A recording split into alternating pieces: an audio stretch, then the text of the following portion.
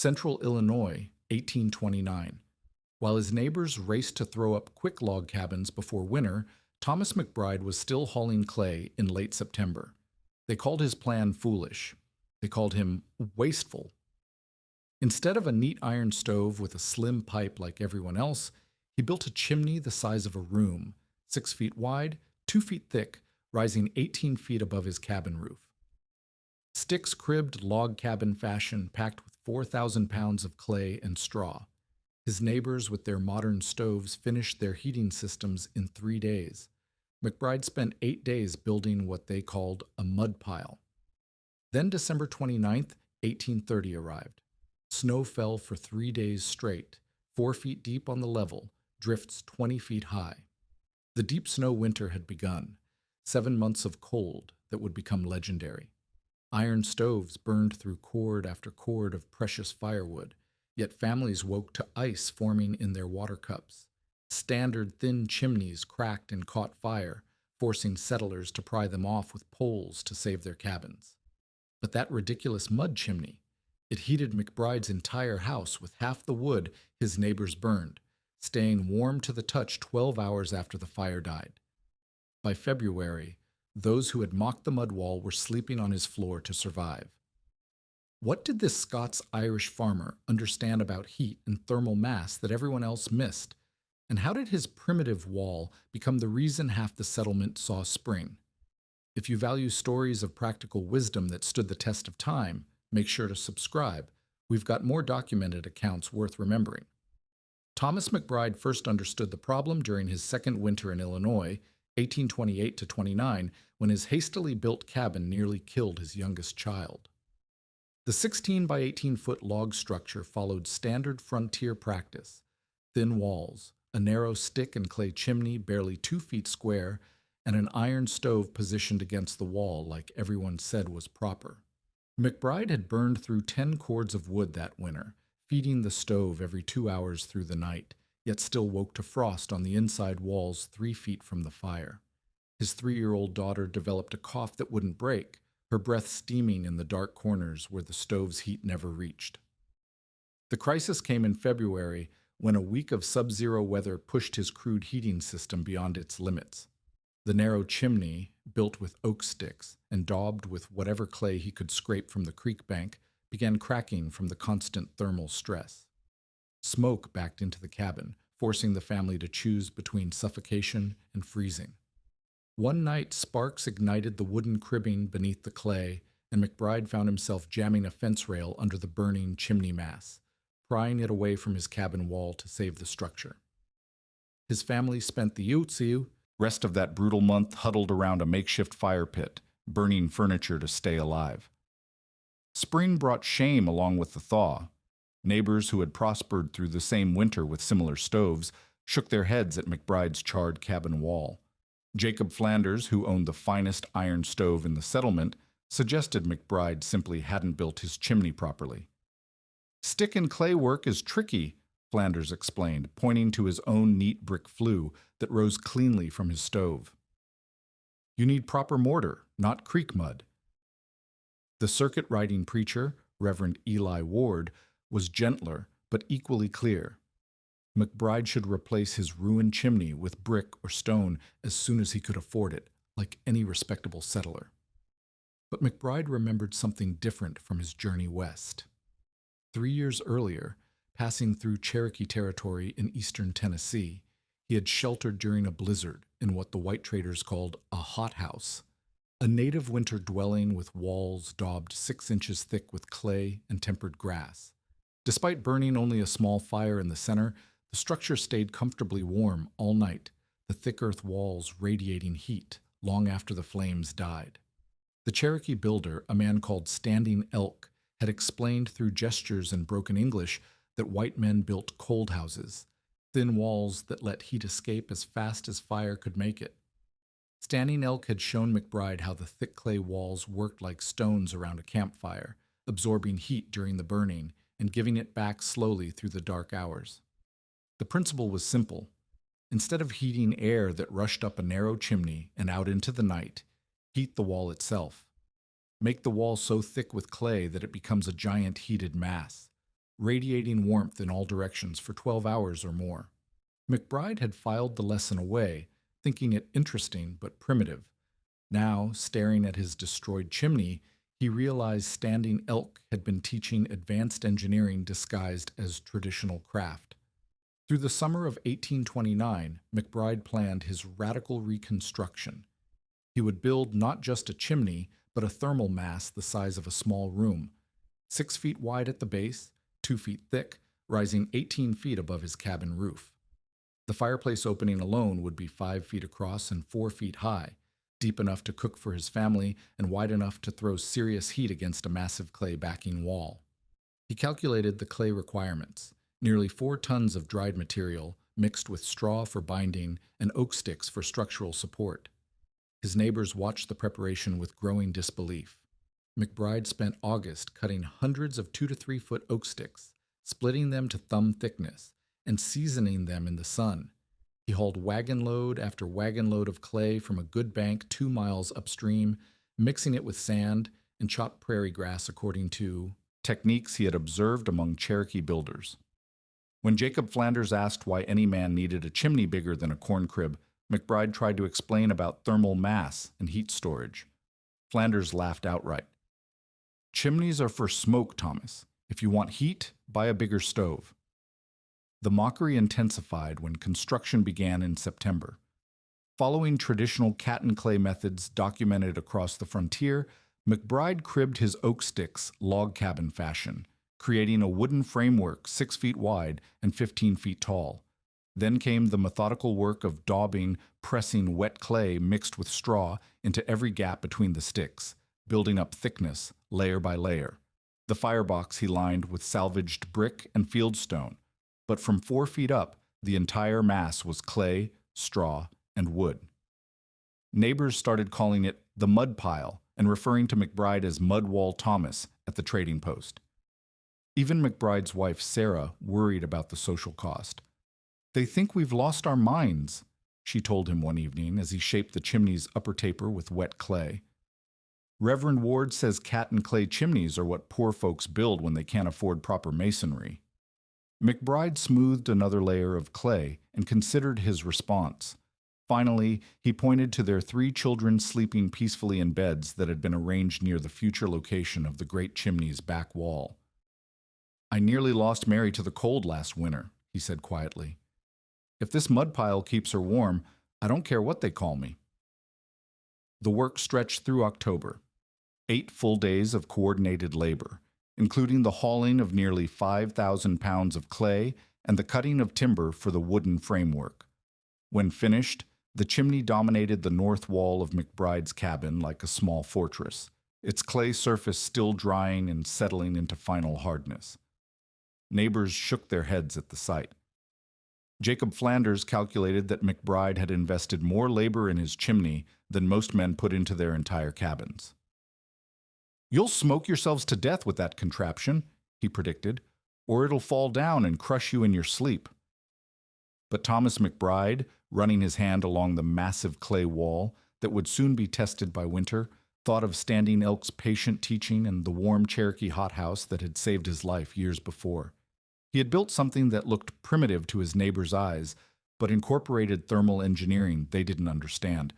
The deep snow winter of 1830 would prove who had learned the better lesson.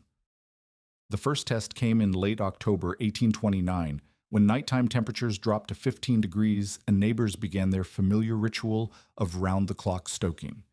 Thomas McBride approached his massive clay chimney with deliberate strategy, ignoring conventional wisdom about maintaining steady heat.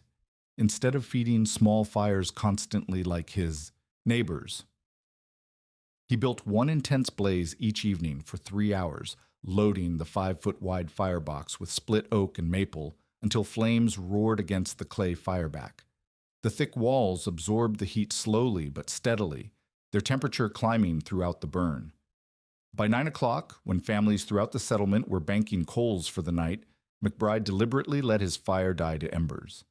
Sarah watched nervously as the flames subsided, remembering too well the frozen mornings of the previous winter. But the massive clay wall behind the hearth continued radiating warmth its surface temperature still too hot to touch comfortably. The children, sleeping on pallets arranged along the back wall, remained cozy through the night while neighboring families woke every 2 hours to feed their stoves. The difference became measurable within a week. McBride was burning roughly one-third of a cord per week during the shoulder season, compared to Jacob Flanders's half-cord consumption with his iron stove. More telling were the temperature variations McBride began documenting with a simple thermometer borrowed from Reverend Ward. His main room settled to around 60 degrees by midnight and rarely dropped below 55 even on the coldest mornings.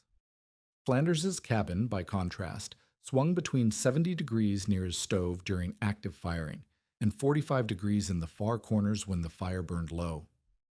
The thermal mass principle McBride had learned from standing elk was proving itself in measurable ways.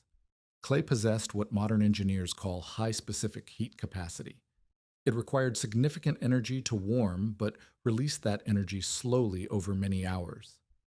Unlike iron, which heated quickly but cooled just as fast, or thin masonry that barely stored any heat at all, McBride's 4-ton clay wall functioned like an enormous heated stone. Every evening's intense fire charged the thermal battery. Every night the stored heat radiated steadily into the living space. Neighbors remained skeptical, attributing McBride's early success to mild autumn weather. "Any house heats easy in October," Jacob Flanders observed, watching McBride's children play comfortably in shirt sleeves while his own family already wore heavy woolens indoors. Flanders pointed out legitimate concerns about cat and clay construction. Reports from Kentucky and Indiana told of stick chimneys catching fire when clay dried and cracked, leaving wooden frameworks exposed to sparks. "You'll be prying that mud pile off your house with poles before Christmas," he predicted. But McBride had learned from his previous disaster. As the clay continued drying and developing hairline cracks, he applied additional layers, building the wall thickness to a full 2 feet at the base. He constructed a small protective overhang above the chimney to shed rain, preventing the clay from washing away during heavy storms. Most importantly, he kept the wooden structural members, well embedded in clay, maintaining at least 3 inches of clay thickness around every stick. The mass was becoming not just larger but more stable as it cured. The method drew curious questions from Henry Koenig, a German-American carpenter who had recently arrived from Pennsylvania. Koenig possessed old-world knowledge of tile stoves and masonry heaters, high-mass heating systems that burned small amounts of fuel very hot, then radiated for 12 to 24 hours.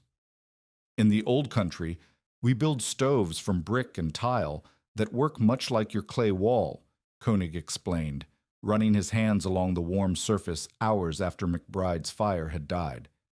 "But we use channels inside the masonry to make the hot gases travel further before escaping."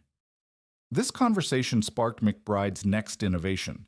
Working with Koenig's guidance, he modified the upper throat of his fireplace, adding a simple clay hood that created a longer path for hot exhaust gases. Instead of rushing straight up and out, the heated air now had to travel along more clay surface, transferring additional heat to the thermal mass. The improvement was immediately noticeable. Wall surface temperatures stayed elevated even longer, and the daily wood requirement dropped to roughly 50 pounds of split hardwood. As November deepened and temperatures regularly fell below freezing, the performance gap between McBride's thermal mass system and conventional stoves widened dramatically. Families using iron stoves found themselves trapped in cycles of constant feeding, let the fire die, and indoor temperatures plummeted toward freezing within hours. Keep the fire burning, and wood consumption soared beyond sustainable levels. McBride's single daily firing, by contrast, maintained comfortable indoor temperatures with wood usage that neighbors found almost impossible to believe. The social dynamics began shifting subtly. Where McBride had once endured mockery, he now fielded practical questions. How thick should the clay be? What ratio of clay to straw worked best? Could the principle be applied to smaller chimneys without building such an enormous mass? Even Reverend Ward, initially concerned about the fire risks of cat and clay construction, admitted that McBride's thermal performance suggested sound engineering principles at work. But winter had not yet truly arrived. The deep snow was still weeks away, and no one yet understood how thoroughly the season of 1830 to 31 would test every heating system in central Illinois. McBride continued his evening firing routine, charging his clay wall with heat and watching it radiate warmth through increasingly cold nights. The massive chimney had proven itself during autumn's moderate challenges. The question remained whether 4 tons of dried clay and straw could sustain human life when temperatures dropped far below zero and stayed there for months. Sarah McBride began keeping detailed records of their wood consumption, comparing their usage to estimates from neighboring families. The numbers told a clear story. While others burned 2 to 3 cords during November alone, the McBride household used barely 1 cord while maintaining superior comfort. Children could sleep through the night without additional blankets. Bread dough left on shelves near the warm wall actually rose overnight instead of freezing solid. Most remarkably, the morning ritual of breaking ice in water buckets, standard practice in every other cabin, never occurred in the McBride household. The clay wall was performing exactly as Standing Elk had promised years earlier. Heat stored during intense evening fires radiated steadily through the dark hours, maintaining indoor temperatures that neighbors achieved only through constant stoking. As December approached and first snows began falling, Thomas McBride prepared for the ultimate test of his massive thermal mass system, confident that Cherokee engineering principles would prove superior to conventional frontier heating wisdom. The storm began on December 29, 1830, with fat snowflakes falling steadily through windless air. Thomas McBride watched from his cabin window as the flakes thickened and multiplied, each one adding to what would become the most catastrophic winter in Illinois memory. By the second day, snow had accumulated 3 feet on the level ground, with drifts beginning to pile against cabin walls and fence lines. On the third day, the wind picked up, driving the snow horizontally and sculpting drifts 20 feet high against any obstacle that broke the prairie's surface. This was the beginning of what settlers would call the deep snow winter, a relentless siege of storms that would continue through mid-February, with the sun seldom seen for weeks at a time. Men who ventured outside to cut firewood found themselves traveling on crude snowshoes, following fence lines to avoid becoming lost in the white wilderness that had swallowed familiar landmarks. The snow fell 19 separate times over the next 2 months, each storm adding layers to an accumulation that eventually forced settlers to cut trees 4 to 5 feet above ground level, leaving stumps that would stand like fence posts when spring finally arrived. Wildlife began dying within the first week. Deer, unable to reach browse beneath the deep snow, started appearing as frozen carcasses scattered through the timber. Cattle that had survived previous winters huddled against barn walls and slowly weakened, their breath forming ice crystals that coated their faces. Even the hardy frontier livestock, pigs that normally foraged through mild winters, chickens that scratched for seeds in partially frozen ground, began succumbing to cold that penetrated every shelter. Inside the settlement's cabins, families faced a crisis that exposed the fundamental weaknesses of frontier heating systems. Jacob Flanders discovered that his iron stove, adequate for normal winters, became a tyrant during the deep snow. The thin cast iron radiated heat only within a 5-foot radius, leaving the outer walls of his 16 by 20-foot cabin bitterly cold. Once his evening fire burned down to coals, the stove's temperature dropped rapidly, forcing family members to wake every 2 hours throughout the night to add wood or face morning temperatures that approached freezing indoors. The mathematical reality was brutal. Flanders calculated that maintaining barely tolerable indoor temperatures, 50 to 55 degrees near the stove, 35 to 40 degrees at the cabin's edges, required feeding his stove every few hours around the clock. On the coldest nights, when outside temperatures dropped toward zero, even constant stoking could not prevent ice from forming in water buckets placed more than 6 feet from the stove. His family burned through nearly 3 cords of precious firewood during January alone, a consumption rate that threatened to exhaust their wood supply before winter's end. Other neighbors faced similar mathematics of desperation. The Harris family, living in a cabin with a traditional stick-and-clay chimney, watched their narrow flue struggle with the demands of continuous firing. Smoke began backing into their living space when they tried to maintain the intense fires necessary for survival. Their chimney, built light and narrow according to conventional wisdom about adequate smoke evacuation, lacked the structural mass to handle sustained high temperature operation. Travel between cabins became nearly impossible as snow depths reached and exceeded 4 feet across the prairie. Families that might normally visit neighbors or share resources found themselves isolated for weeks at a time. The social network that typically helped frontier communities survive difficult periods essentially collapsed under the sheer physical barrier of impassable snow. Each household faced the deep snow winter with only the resources they had stored and the heating system they had chosen to build. At the McBride cabin, the massive clay chimney faced its ultimate test under radically different operational principles. Thomas continued his disciplined firing schedule, one intense 3-hour burn each evening, loading the 5-foot firebox with seasoned hardwood until flames roared against the clay fireback and exhaust gases reached temperatures of 300 degrees in the flue. But now, instead of letting the fire burn down naturally, he had learned to bank coals more carefully, extending the heating period and maximizing heat transfer into the thermal mass. The results became dramatically apparent as outdoor temperatures plunged below zero and remained there for days at a time, while neighboring cabins experienced violent temperature swings, hot near active stoves, frigid everywhere else. The McBride household maintained steady warmth throughout the living space. The massive clay wall, charged with heat during evening fires, continued radiating at surface temperatures around 100 degrees 6 hours after the flames died, 80 degrees at midnight, and still noticeably warm, around 70 degrees at dawn. The thermal mass system proved most valuable during the worst cold snaps, when outdoor temperatures dropped to 10 or 15 below zero and stayed there for 3 or 4 consecutive days.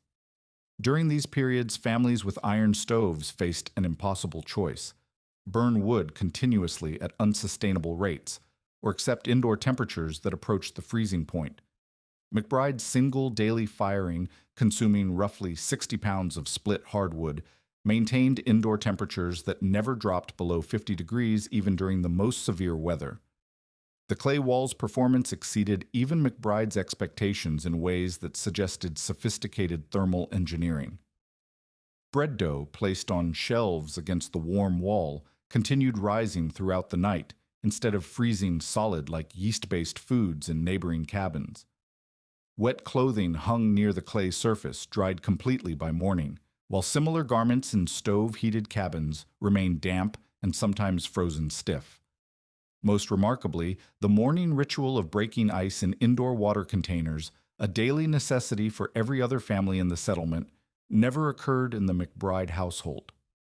Sarah McBride began documenting their wood consumption with increasing amazement. Through January, the worst month of the deep snow winter, they burned approximately 1 1/2 cords while maintaining superior comfort to neighbors who consumed twice that amount while struggling to prevent indoor freezing.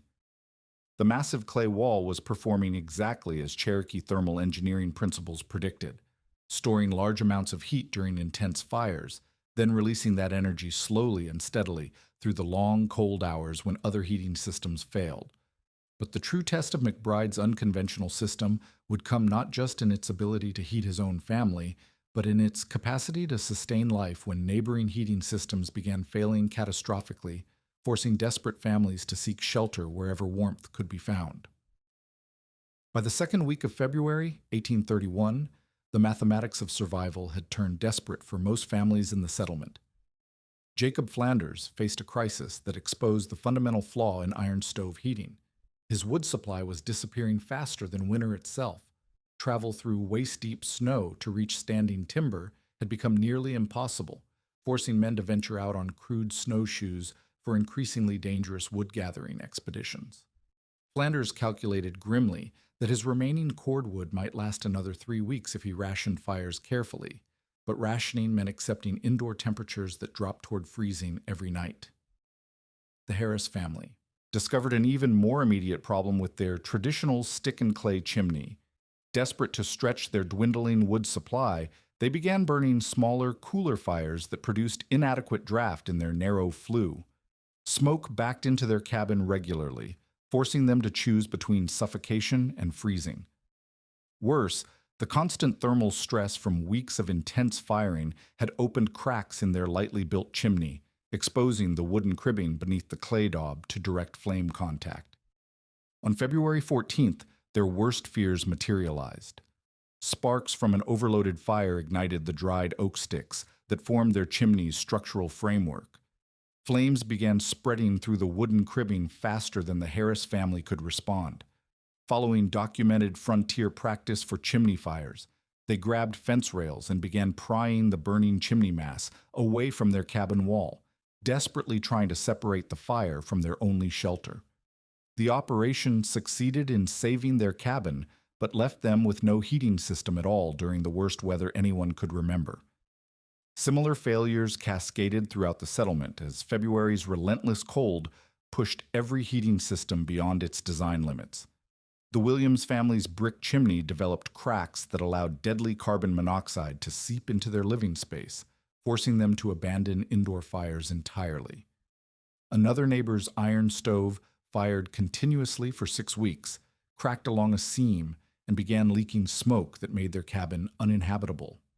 Within 10 days, 3 of the settlement's 8 families had lost functional heating systems, while the remaining households faced wood shortages that threatened equally catastrophic outcomes. Thomas McBride watched these disasters unfold, while his own thermal mass system continued performing with almost mechanical reliability. His evening firing routine had evolved into a precise ritual. Load the 5-foot firebox with 60 to 70 pounds of split hardwood at 4 o'clock. Maintain intense flames until 7, then carefully bank coals to extend the heating period. By 9 o'clock, when neighboring families were desperately stoking stoves for the night, McBride deliberately closed his damper and allowed the fire to die while the massive clay wall continued absorbing and storing heat. The thermal performance remained consistent even during the most severe cold snaps. Surface temperature of the clay wall typically peaked around 140 degrees immediately after firing, then dropped predictably. 100 degrees at midnight, 80 degrees at dawn, but still radiating meaningful heat 12 hours after the flames died. Indoor air temperature in the main rooms stabilized around 55 degrees during the coldest nights, 20 degrees warmer than neighboring cabins where water froze in cups placed on tables. McBride's wood consumption told a remarkable story of efficiency. While families with iron stoves burned 2 to 3 cords during February alone, his household used barely 1 cord while maintaining superior comfort. The massive thermal mass was performing exactly as Standing Elk had demonstrated years earlier.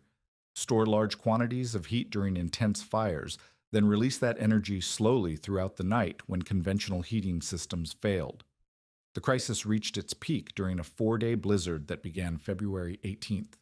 Wind drove snow horizontally across the prairie while temperatures dropped to 15 below zero and remained there for 3 consecutive nights. Inside the settlement's struggling cabins, families faced conditions that threatened immediate survival.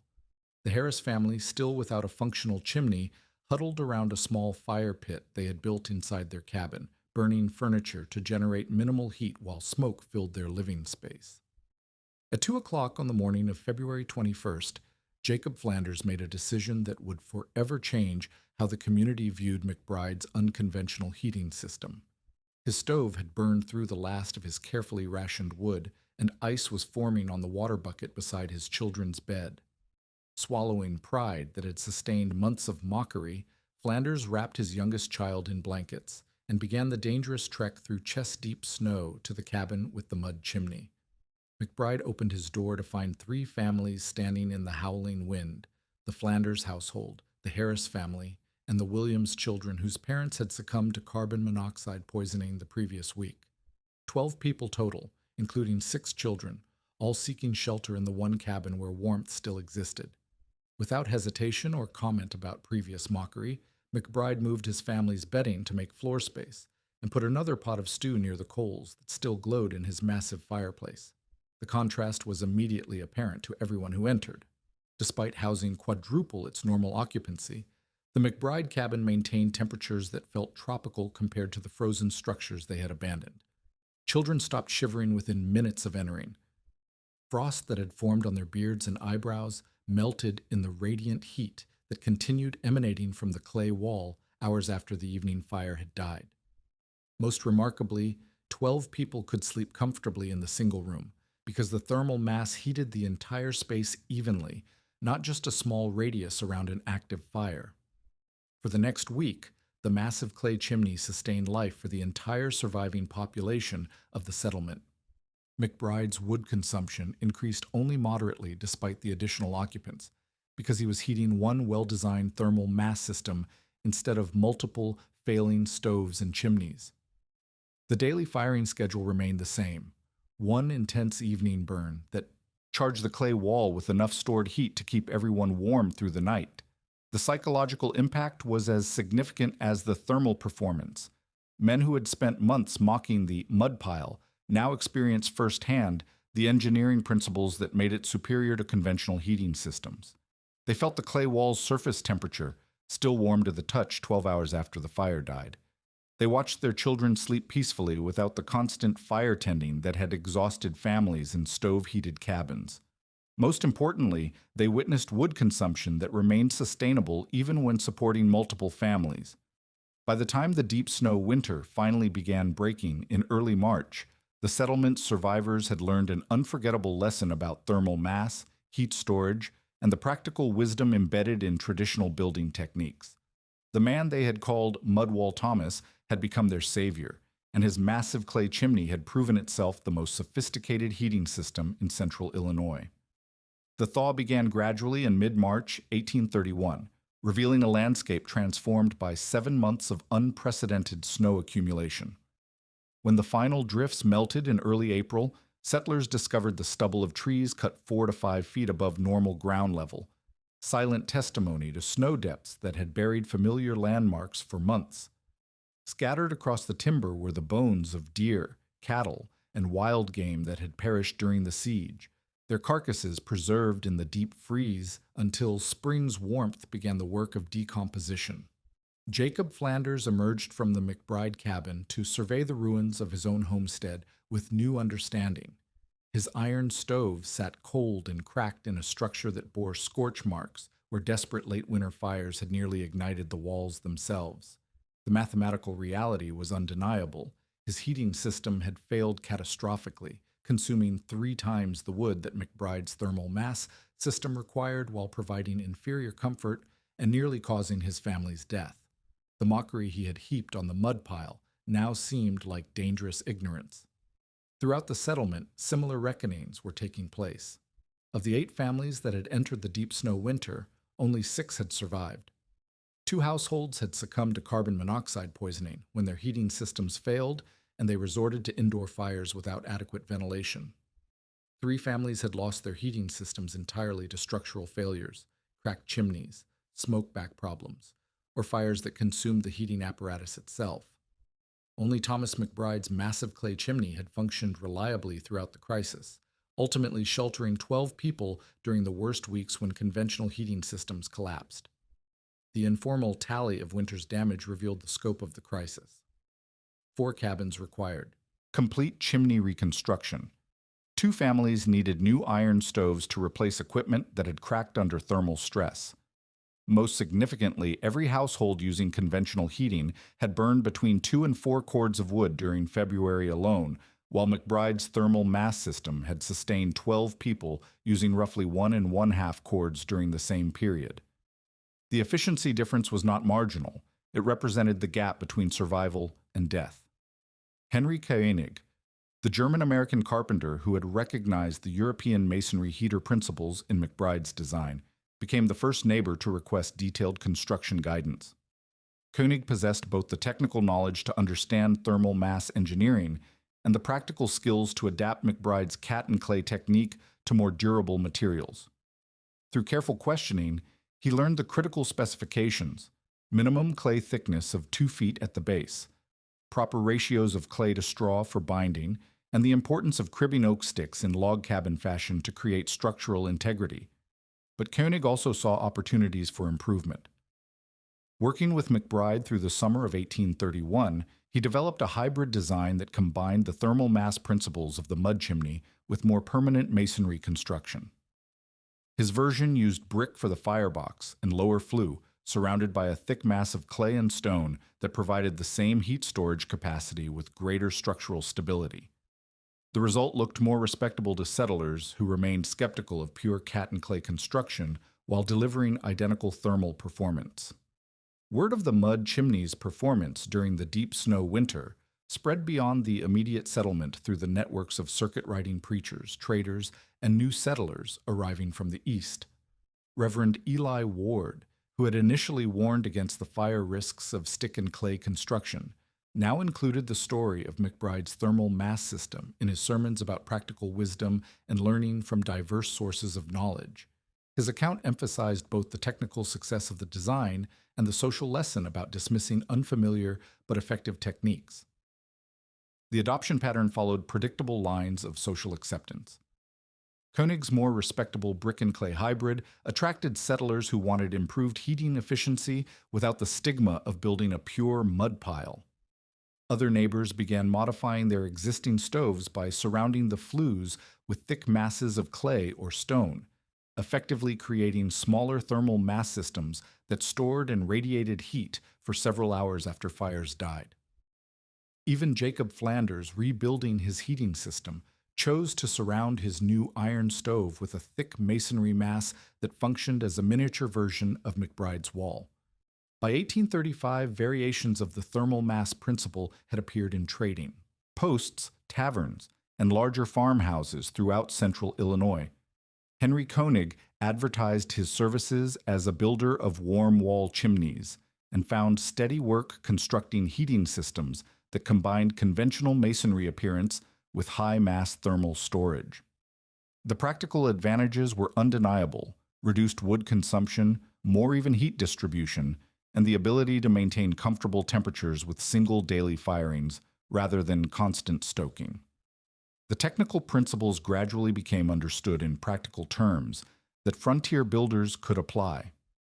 Thermal mass worked because clay, stone, and brick possessed what builders learned to call holding power, the ability to absorb large amounts of heat during intense fires, then release that energy slowly over many hours.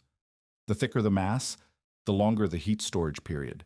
The larger the heating surface, the more evenly warmth radiated throughout living spaces.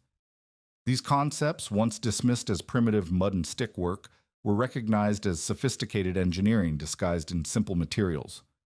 Thomas McBride himself became something of a local authority on thermal mass construction, consulted by builders throughout the region who wanted to incorporate heat storage principles into their designs. He typically emphasized the lessons he had learned from standing elk about treating walls as thermal batteries rather than mere structural elements. The Cherokee knowledge that had seemed primitive to 1829 settlers was now recognized as advanced understanding of heat transfer and thermal dynamics. The social transformation was equally significant. The man once known mockingly as Mudwall Thomas was now regarded as the savior who had kept the settlement alive during its darkest winter. Children who had slept warm against his clay wall while their own cabins froze grew up to build thermal mass systems in their own homes. The practical wisdom embedded in indigenous building techniques gained respect that extended far beyond heating technology to broader questions about learning from traditional knowledge and diverse sources of engineering insight. Modern analysts examining McBride's design would recognize thermal mass principles that align perfectly with contemporary passive solar and masonry heater engineering. His 4-ton clay wall functioned essentially like a modern thermal battery, storing heat during peak firing periods and releasing it gradually to maintain comfortable indoor temperatures. The 30 to 50% reduction in wood consumption that McBride achieved matches the efficiency gains documented by modern masonry heater installations, confirming that his frontier innovation incorporated genuine thermal engineering principles that remain valid today. On the frontier, the man who prepared for the worst winter by listening to Cherokee wisdom and piling tons of mud against the cold had proven himself not a fool, but the engineer whose understanding of thermal mass kept everyone alive to see another spring.